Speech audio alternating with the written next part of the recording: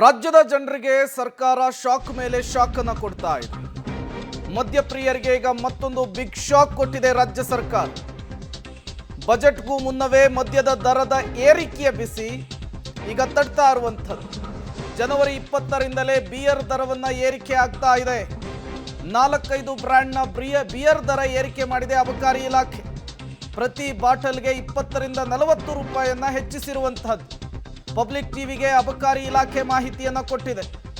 ಈ ಮೂಲಕ ಬೆಲೆ ಏರಿಕೆಯ ಬೇಗೆಯಲ್ಲಿ ಬೇಯ್ತಾ ಇರುವಂತಹ ರಾಜ್ಯದ ಜನರಿಗೆ, ಅದರಲ್ಲೂ ಪ್ರಮುಖವಾಗಿ ಮದ್ಯಪ್ರಿಯರಿಗೆ ಈಗ ಮತ್ತೊಂದು ಶಾಕಿಂಗ್ ನ್ಯೂಸ್. ಜನವರಿ 20ರಿಂದಲೇ ಬಿಯರ್ ದರವನ್ನು ಏರಿಕೆ ಮಾಡಲಿಕ್ಕೆ ನಿರ್ಧಾರ ಆಗಿದೆ. ಮತ್ತಷ್ಟು ಡೀಟೇಲ್ಸ್ ಕೊಡ್ತಾರೆ ಮೆಟ್ರೋ ಬ್ಯೂರೋ ಹೆಡ್ ಪವಿತ್ರ ಕಟ್ತಲ, ದೂರವಾಣಿ ಸಂಪರ್ಕದಲ್ಲಿ ಜಾಯಿನ್ ಆಗಿದ್ದಾರೆ. ಪವಿತ್ರ, ಮತ್ತೆ ಈಗ ಮದ್ಯದ ದರವನ್ನ ಏರಿಕೆ ಮಾಡಿರುವಂತದ್ದು ಏನಿದು ಲೆಕ್ಕಾಚಾರ, ಯಾಕಾಗಿ ಅಂತ ಹೇಳಿ?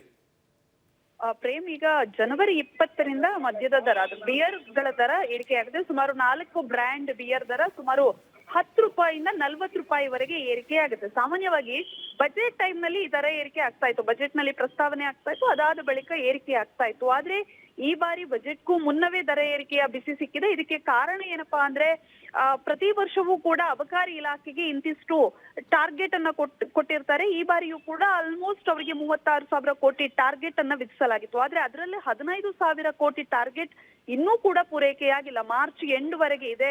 ಅಷ್ಟರವರೆಗೆ ಆ ಟಾರ್ಗೆಟ್ ಅನ್ನ ರೀಚ್ ಮಾಡೋದಕ್ಕೆ ಸಾಧ್ಯ ಇಲ್ಲ. ಹೀಗಾಗಿ ಸರ್ಕಾರಕ್ಕೆ ಆದಾಯದ ಕೊರತೆ ಕಾಡುತ್ತೆ. ಒಂದ್ ಕಡೆಯಿಂದ ಗ್ಯಾರಂಟಿ ಇದೆ, ಇನ್ನೊಂದು ಕಡೆಯಿಂದ ಆದಾಯದ ಕೊರತೆಯನ್ನ ಸರ್ಕಾರ ಎದುರಿಸ್ತಾ ಇದೆ.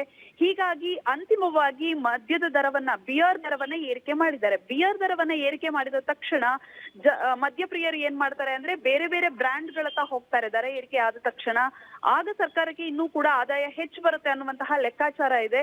ಹಾಗಾಗಿ ಟಾರ್ಗೆಟ್ ರೀಚ್ ಮಾಡೋದಕ್ಕೆ, ಜೊತೆಗೆ ಸರ್ಕಾರದ ಆದಾಯ ಕುಂಠಿತ ಆಗಿರೋದ್ರಿಂದ ಈ ಕಾರಣಕ್ಕಾಗಿ ಈಗ ದರ ಏರಿಕೆಯನ್ನ ಮಾಡಿದ್ದಾರೆ. ಪ್ರೇಮ್, ಓಕೆ, ಥ್ಯಾಂಕ್ ಯು ಪವಿತ್ರ ತಮ್ಮೆಲ್ಲ ಮಾಹಿತಿಗಾಗಿ.